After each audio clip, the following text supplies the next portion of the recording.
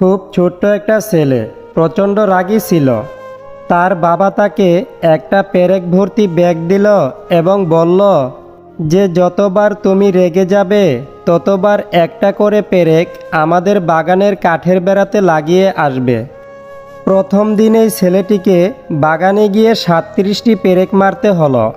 পরের কয়েক সপ্তাহে ছেলেটি তার রাগকে কিছুটা নিয়ন্ত্রণে আনতে পারল। তাই প্রতিদিন কাঠে নতুন পেরেকের সংখ্যাও ধীরে ধীরে কমে এলো। সে বুঝতে পারল হাতুড়ি দিয়ে কাঠের বেড়ায় পেরেক বসানোর চেয়ে তার রাগকে নিয়ন্ত্রণ করা অনেক বেশি সহজ। শেষ পর্যন্ত সেই দিনটি এলো যেদিন তাকে একটি পেরেকও মারতে হলো না। সে তার বাবাকে এই কথা জানালো। তার বাবা তাকে বলল, এখন তুমি যেসব দিনে তোমার রাগকে পুরোপুরি নিয়ন্ত্রণ করতে পারবে সেই সব দিনে একটি একটি করে পেরেক খুলে ফেলো। অনেক দিন চলে গেল এবং ছেলেটি একদিন তার বাবাকে জানালো যে সবগুলি পেরেকই সে খুলে ফেলতে সক্ষম হয়েছে।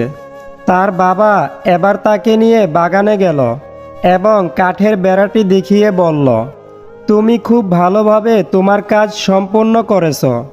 এখন তুমি তোমার রাগকে নিয়ন্ত্রণ করতে পারো, কিন্তু দেখো প্রতিটা কাঠে পেরেকের ক্ষতগুলো এখনও রয়ে গিয়েছে। কাঠের বেড়াটি কখনো আগের অবস্থায় ফিরে যাবে না। যখন তুমি কাউকে রেগে গিয়ে কিছু বলো তখন তার মনে ঠিক এমন একটা আঁচড় পড়ে যায়। তাই নিজের রাগকে নিয়ন্ত্রণ করতে শেখো। মানসিক ক্ষত অনেক সময় শারীরিক ক্ষতের চেয়েও অনেক বেশি ভয়ঙ্কর।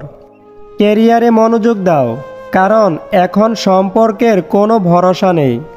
জীবনের কঠিন মুহূর্তগুলোই মানুষকে চোখে আঙ্গুল দিয়ে দেখিয়ে দেয় কে আপনার কতটা আপন। পৃথিবীর সবচেয়ে কঠিন মুহূর্ত হলো ভালোবাসার মানুষটি যখন অন্যের হাত ধরে চলে যায়। পৃথিবীতে সবথেকে প্রতারণামূলক কথা হলো আমি তোমাকে অনেক ভালোবাসি। খোঁজ নিয়ে দেখুন মানুষটা আপনার মতোই ভিতরে ভিতরে ছটফট করছে। কান্না চোখে আপনার একটা ট্যাক্সের অপেক্ষা করছে। ইগো ধরে না রেখে এখনই একটা ট্যাক্স দিন। হতেও তো পারে এই রাতের পর মানুষটাকে আর কোনোদিনই ফিরে পাবেন না। যারা সত্যিকারের ভালোবাসতে চায় তাদের ভাগ্যে কখনো ভালোবাসা জুটে না, শুধু জুটে পুরো পৃথিবীর সমান অবহেলা। যখন কাছের কেউ চলে যায় তখন পুরো পৃথিবীটাই শূন্য মনে হয়।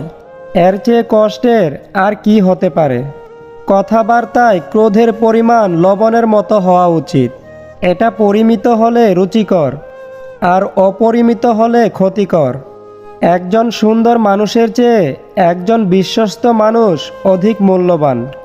আপনি চলে যাওয়ার কথা বললেই যে মানুষটা আপনার হাতে পায়ে ধরে থেকে যেতে বলে সেই মানুষটারও কিন্তু আত্মসম্মান বোধ আছে, তবে আপনার চেয়ে সেটা দামি না তার কাছে।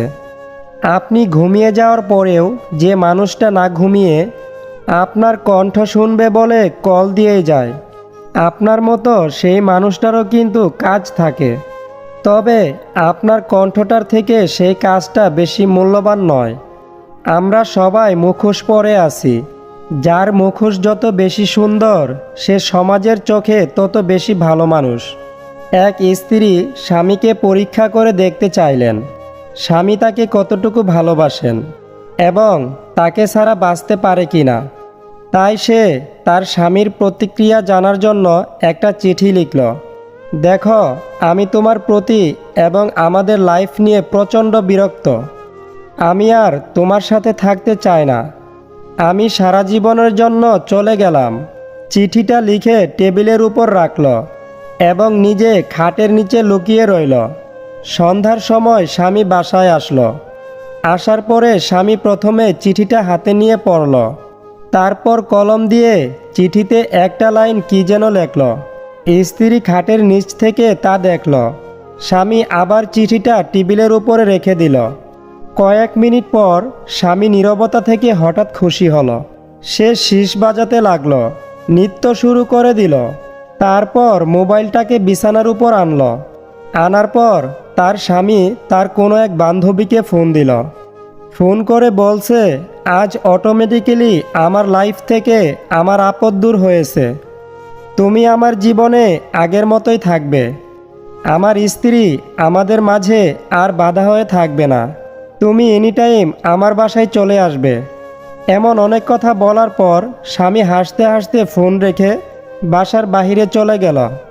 এদিকে তার স্ত্রী তো খাটের নিচ থেকে কাঁদতে কাঁদতে বের হলো। এমন কুলাঙ্গার স্বামীর সাথে সংসার করেছে এতদিন, এই ভেবে কপাল চাপড়াচ্ছিল। হঠাৎ তার মনে হলো, দেখি তো স্বামী চিঠিতে কি লিখছে। তাই তাড়াতাড়ি টেবিলের কাছে এসে চিঠিটা হাতে নিল। চিঠির ভাঁজ খুলে স্বামীর লেখাটা বের করলো। স্বামী যে লাইন লিখে রাখছে তা হলো, আমার জীবন থেকে চলে গেছো ভালো কথা, কিন্তু আমার খাটের নিচ থেকে কেন তোমার পা দেখা যাচ্ছে? পাগলি শোনো, আমি গোস্ত আনতে বাহিরে গেলাম, আজকে বিরিয়ানি খাবো। তোমাকে ভালোবেসে আমি অন্ধ হয়েছি ঠিকই, তবে তোমাকে কেউ ভালোবাসলে বা তুমি অন্য কাউকে ভালোবাসলে আমি ঠিকই দেখতে পাই। এই 4 ধরনের নারীরা স্বামী ছেড়ে পরপুরুষের সাথে পরকীয়া করতে চায়। নাম্বার 1, যে নারীর বুকের মধ্যে তার স্বামীর প্রতি বিন্দুমাত্র ভালোবাসা, মায়া, মমতা নেই। নাম্বার 2, যে নারীর বুকের মধ্যে নিষ্ঠুরতায় ভরা। নাম্বার 3, যে নারীর চরিত্র ভয়ানক রকম খারাপ। এবং নাম্বার 4, যে নারী প্রচণ্ড অর্থলোভী আর স্বার্থপর হয়।